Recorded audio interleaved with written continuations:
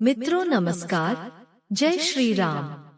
आप सभी का हार्दिक स्वागत है आपके अपने YouTube चैनल सुन लो कहानियां में।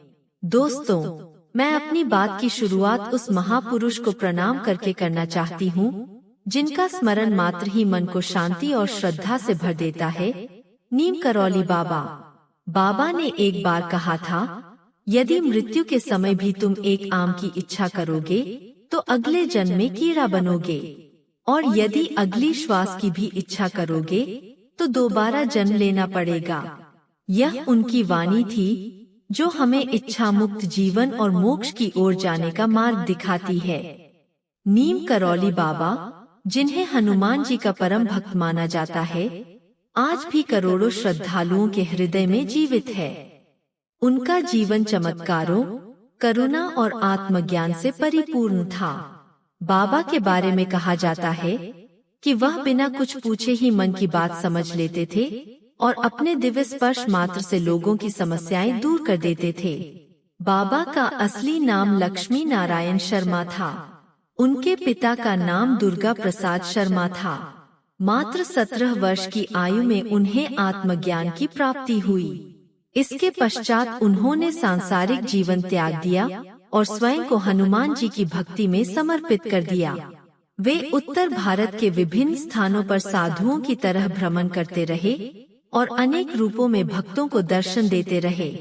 उनके जीवन के अनेक चरणों में वे अलग अलग नामों से जाने गए। गुजरात के ववानिया मोरबी गांव में जब उन्होंने गहन तपस्या की तो वहां के लोग उन्हें तलैया बाबा के नाम से पुकारने लगे। बाबा का जीवन एक आध्यात्मिक प्रेरणा है। त्याग, प्रेम, करुणा और भक्ति का जीता जागता उदाहरण। कहा जाता है कि जब नीम करौली बाबा उत्तराखंड की यात्रा पर थे तो भवाली से कुछ किलोमीटर आगे बढ़ने के बाद वह एक शांत, हरियाली से घिरी छोटी सी घाटी के पास आकर रुके। वहां सड़क के किनारे बनी एक चबूतरे पर बैठ गए। उनकी दृष्टि सामने की पहाड़ी पर टिकी हुई थी। तभी उन्होंने अचानक ऊंची आवाज में पुकारा, पूरन, इधर आओ। ऊपर पहाड़ी पर खड़ा वह व्यक्ति, जिसका नाम वास्तव में पूरन ही था, हैरान रह गया। वो सोचने लगा, यह अजनबी मुझे नाम से कैसे बुला रहा है। कंबल लपेटे उस अजनबी को देखकर पूरन थोड़ा झिझका लेकिन नीचे आ गया। बाबा जी ने मुस्कुराकर कहा, घबराओ मत, मैं तुम्हें पिछले कई जन्मों से जानता हूँ। मेरा नाम नीम करौली बाबा है। हमें भूख लगी है, हमारे भोजन की व्यवस्था करो। पूरन घर दौड़ा और अपनी माता को सारी बात बताई। संयोग से घर में सादा दाल रोटी बनी हुई थी। उसकी माता ने उसी श्रद्धा और स्नेह से परोसी। बाबा जी ने अत्यंत संतोष पूर्वक भोजन किया। भोजन के उपरांत बाबा जी ने पूरन से कहा, गांव के 2-3 लोगों को साथ लेकर आओ। जब पूरन गांव वालों को लेकर आए तो बाबा जी उन्हें पास की नदी पार कराकर जंगल की ओर ले गए। एक विशेष स्थान पर रुककर बोले, यहाँ खुदाई शुरू करो। गांव वालों ने जैसे ही खुदाई शुरू की, थोड़ी देर में उन्हें एक प्राचीन गुफा दिखाई दी। बाबा जी ने कहा, इस गुफा में धुनी है। जैसे जैसे खुदाई आगे बढ़ी, वास्तव में वहाँ एक धुनी मिली जो ऐसी प्रतीत हो रही थी जैसे अभी अभी जलाई गई हो। उसके पास एक चिमटा भी गड़ा हुआ था। पूरन और अन्य गांव वाले आश्चर्यचकित थे। इतने वर्षों से वे उस स्थान से अनभिज्ञ थे। न तो किसी ने वहाँ धुनी देखी थी, न चिमटा, न ही गुफा। सभी यही सोच रहे थे कि यह कोई साधारण व्यक्ति नहीं हो सकता, यह महापुरुष है। तभी बाबा जी ने विनम्रता से कहा, हमारे पास कोई चमत्कार नहीं है, चलो अब यहाँ हनुमान जी बैठेंगे।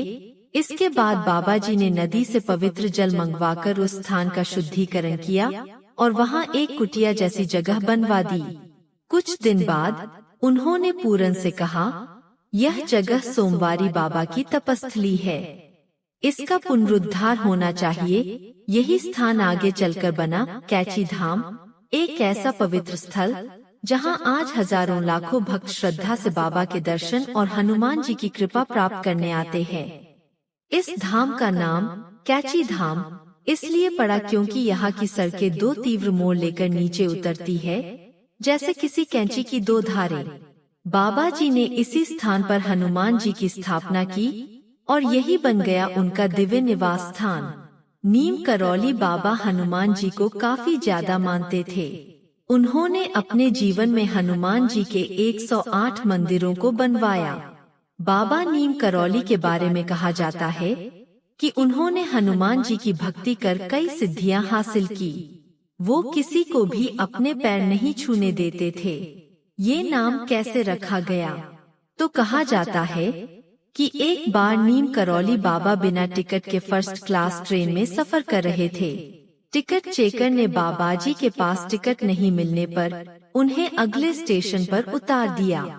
वो जगह जो थी वो नीम करौली थी। ट्रेन से उतरने के बाद बाबाजी वहीं पर ही ट्रेन से कुछ दूर जाकर जमीन पर बैठ गए। अधिकारी ने ट्रेन आगे बढ़ने का इशारा किया, लेकिन कमाल की बात यह थी कि ट्रेन 1 इंच भी आगे नहीं बढ़ी।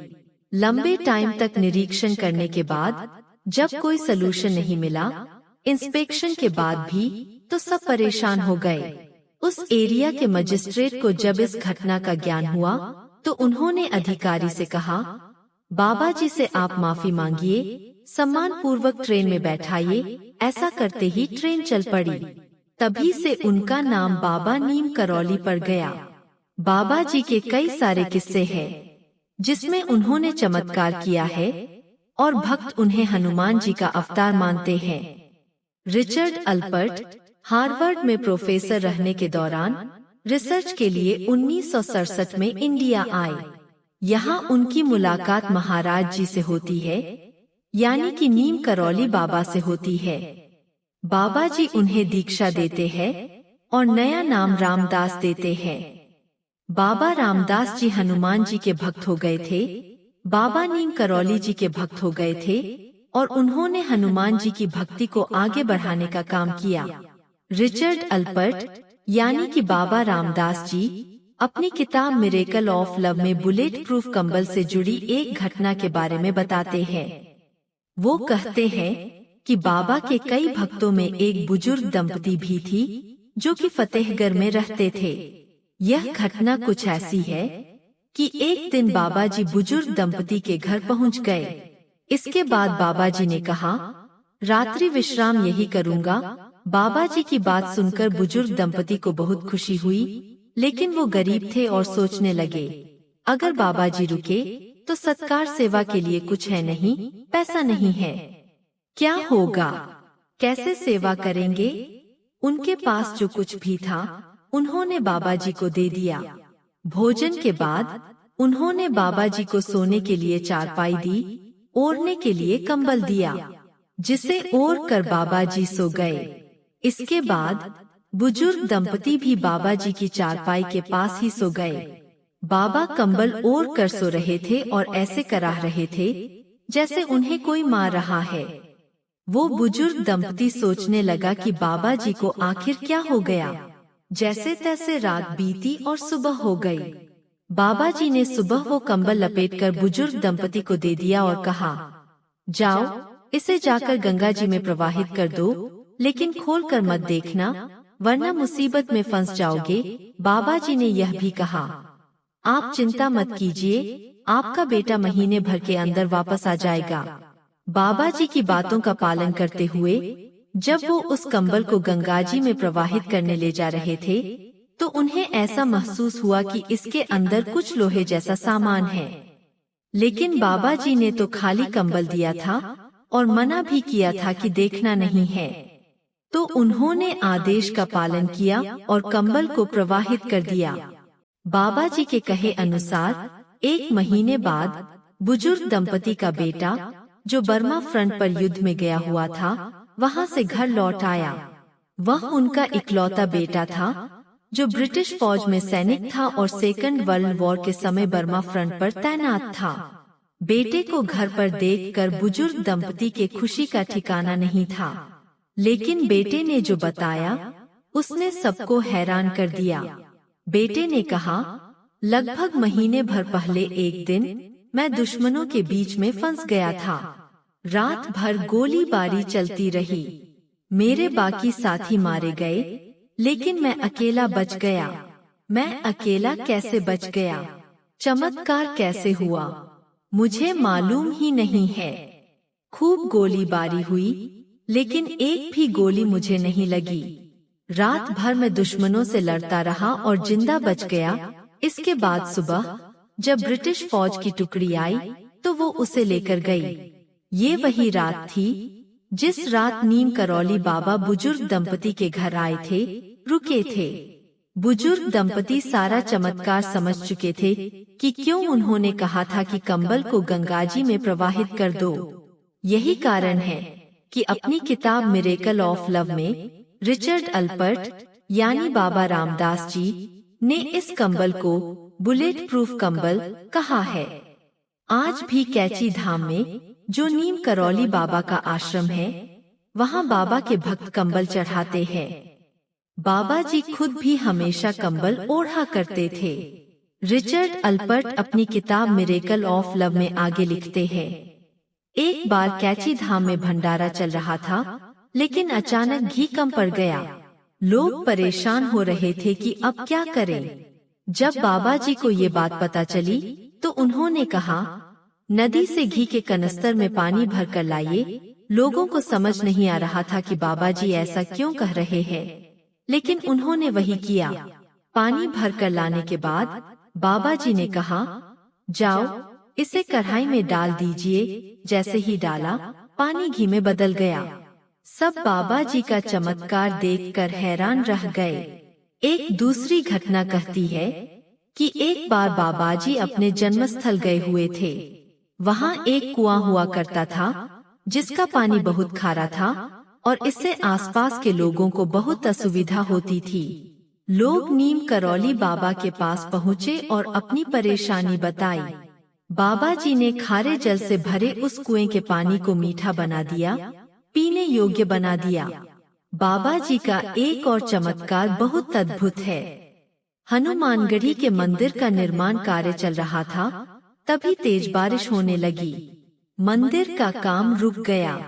कहते हैं कि बाबा जी चाहते थे कि इस शुभ काम में कोई बाधा न हो, इसलिए उन्होंने अपने चमत्कार से मंदिर निर्माण पूरा होने तक बारिश को रोक दिया था। इसी तरह एक बार जब बाबा जी के सारे भक्त उनके कैची धाम पहुँचे दर्शन के लिए, तो पूजा के समय वो माचिस भूल गए थे। बाबा जी ने बत्तियों को केवल हाथ लगाया और बत्तियां जल उठीं। ऐसे अद्भुत चमत्कार बाबा जी ने दिखाए हैं। 11 सितंबर 1973 की रात्रि थी। बाबा जी वृंदावन में थे। तबीयत उनकी खराब हो चुकी थी। हॉस्पिटल में एडमिट करवाया गया। कहते हैं कि डॉक्टर्स उन्हें ऑक्सीजन मास्क लगा रहे थे, लेकिन बाबा जी ने मना कर दिया। उन्होंने भक्तों से कहा, अब मेरे जाने का समय आ चुका है। उन्होंने तुलसी जी, गंगाजल ग्रहण किया और रात्रि में करीब 12:15 बजे अपना शरीर त्याग दिया। उनकी मृत्यु का कारण मधुमेह कोमा बताया जाता है। बाबा जी के भक्तों की बात करूं तो एप्पल के फाउंडर स्टीव जॉब्स उनके भक्त थे, जो महीने भर से ज्यादा उनके सानिध्य में रहे। इसी तरह विदेश की कई सेलिब्रिटीज उन्हें दिव्य पुरुष मानती थी। नीम करौली बाबा के भक्तों में फेसबुक के मालिक मार्क जकरबर्ग, हॉलीवुड की एक्ट्रेस जूलिया रॉबर्ट्स का भी नाम आता है। कहते हैं कि इन सबका मानना है कि इस धाम की यात्रा करने के बाद उनका जीवन बदल गया। नीम करौली बाबा को सादर प्रणाम। उनकी कृपा सभी भक्तों पर, हम सभी पर सदा बनी रहे। दोस्तों, अगर आपको नीम करौली बाबा के बारे में दी गई जानकारी अच्छी लगी हो तो वीडियो को लाइक करें एवं चैनल को सब्सक्राइब अवश्य करें। साथ ही साथ अपने दोस्तों एवं प्रियजनों को शेयर करें। फिर मिलते हैं एक और दिव्य एवं प्रेरणादायक वीडियो के साथ। तब तक के लिए आप अपना ख्याल रखिए। धन्यवाद।